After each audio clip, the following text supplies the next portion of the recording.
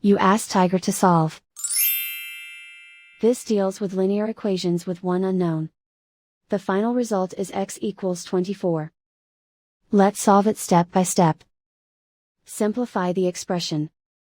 Expand the parentheses. Simplify the arithmetic. Group all x terms on the left side of the equation. Subtract 6x from both sides. Group like terms. Simplify the arithmetic. Group like terms. Simplify the arithmetic.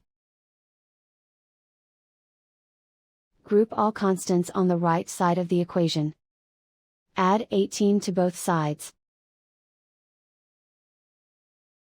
Simplify the arithmetic.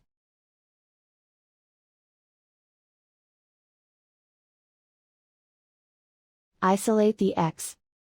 Divide both sides by -3. Cancel out the negatives. Simplify the fraction. Cancel out the negatives. Find the greatest common factor of the numerator and denominator. Factor out and cancel the greatest common factor.